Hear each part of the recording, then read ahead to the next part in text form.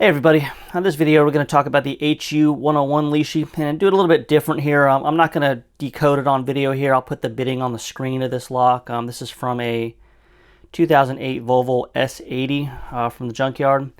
And the reason I'm not going to decode it on here is because I actually started this video, picked it, cut a key. Bitting was 54433123322, which I'll go ahead and throw on the screen.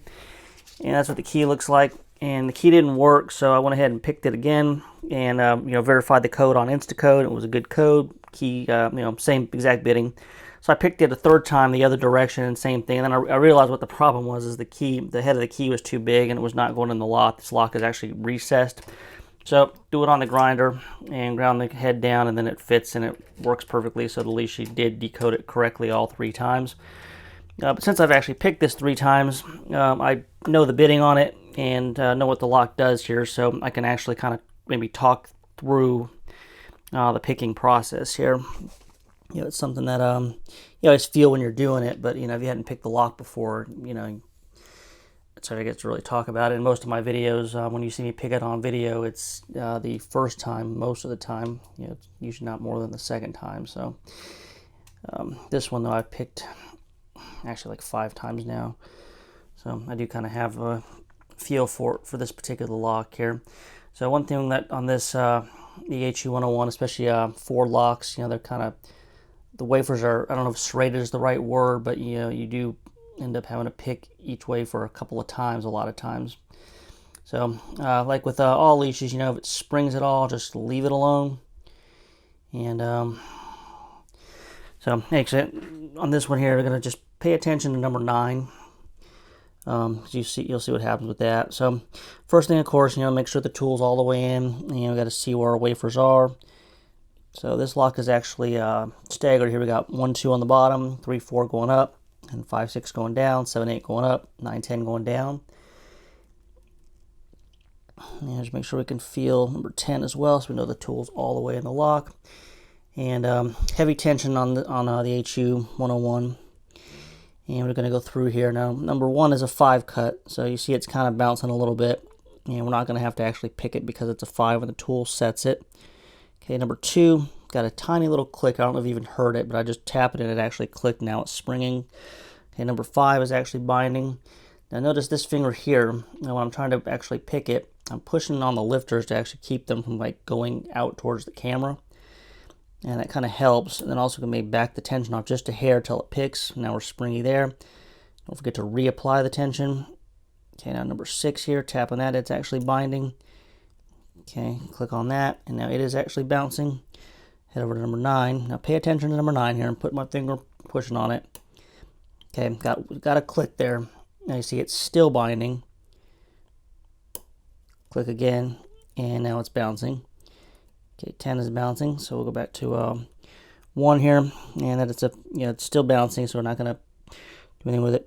2 is bouncing. Okay, got a little click on 5, and it's actually binding again, so now it's springing again. 6 is springing again. Okay, now notice 9 here. Now 9's actually on the number 3 depth, and it's binding again, so we're going to click it again. Okay, 10 is still springing, so now we'll go upstairs. We'll come over to number 3 here, and my hand might block this, but we'll just look for more binders. Okay, so 3 is binding a little bit. Okay, now it's springy, so leave it alone. Okay, 4 is binding. Okay, pushing with my finger here so the lifter doesn't try to move out on me. And I'm also going to be counter-rotating the Lishi back until I got a click. And now we're still binding. Okay, I got 2 clicks out of that now. And now we're springy. So now make sure to reapply the tension. Okay, 7 is springy. Now 8 is actually binding. So same thing, pushing on the lifter with my middle finger here, counter rotating it back. And okay, got to click on it. And now we're springy there. And if you heard things drop when you counter rotate, it just means you didn't control the tension, quite right. But don't sweat it. You just repick them. Okay, 4 is binding again, so that did drop that. Okay, now we'll click there, and so we got 3 springy, 4 springy, 7 springy, and 8 is actually still binding. Another click on 8. We'll get back downstairs here. So we got 1 still springy, 2 springy, 5 springy, 6 springy. Okay, now 9's binding again. Okay, so we're going to click on 9, still binding. Click on 9 again, got a little bit of rotation. Now 9's springy again. We'll check 10 here, 10 still springy. Okay, 1 still springy, 2 springy, 5 springy, 6 springy, 9 springy, 10. So we'll head back upstairs here to 3.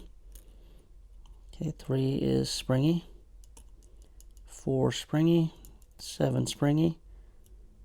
Okay, now 8 is actually binding again. So kind of rotate a little bit. Nice click. Check everything again here. Okay, upstairs is all springy. Okay, 1 still springy, 2 springy. Okay, 5 is actually binding again. Okay, back off the tension a hair. Okay, click on 5. Now we're springy again. Okay, now let's say pay attention to 9 here. 9's binding again. So we'll get a little click on 9. Okay, 10 still springy, 9 springy, 6 springy, 5 springy, 2 springy, and 1 springy. So now we'll go back upstairs looking for more binders. Okay, 3 is springy. Okay, 4 springy, 7 is springy. 8's binding again. Okay, hit 8 again. Got a lot of rotation now. Okay, and 3 springy, 4 springy, 7 is springy, 8 springy, okay, 1 still springy, 2, 5, 6, 9, and notice we haven't actually picked 10 yet. So now 10's binding, and that's going to actually get us open. Just going to rotate back a hair, and we're unlocked. So that's kind of just talking through it there. You notice how you had to pick several of them multiple times. Like, you know, number 9 we picked probably 4 times, 5 times, maybe more. 8 a couple times, 5 a couple times. That's actually totally normal with this particular Lishi with the HU101. And so just don't get frustrated. And if it springs, leave it alone. And the other big tip too is, you know, if you have to kind of rotate a little bit, don't forget to reapply the tension. These do take heavy tension. You know, if you go through and you don't have anything binding, increase the tension a little bit more. And then you might find something actually is binding because it kind of gets a little hitch. And then, you know, if you don't increase the tension, you know, you're not going to get anything else binding. So that can be a little frustrating if you try to use real light tension on these. You definitely want to be on the heavier side. And I'm trying to think if I got any tips on this. Nothing really comes to mind. You know, of course, after you decode the locks on them, you know, run them through Instacode or Lock Code's code fill and make sure you got a valid code. And then I guess too, you make sure your head of the key is not too fat to fit in the lock here. And yeah, I guess that's really all I got here, guys. Got any questions or comments, please leave them in the comments. I try to answer everything. And if you have any other Lishis you want to see any videos on, let me know. Don't forget to subscribe and click the bell. Next video that we're going to see on this channel is going to be probably another HU64 video on an old Mercedes lock. And so that's going to do it for now. Well, I'll talk to everybody later.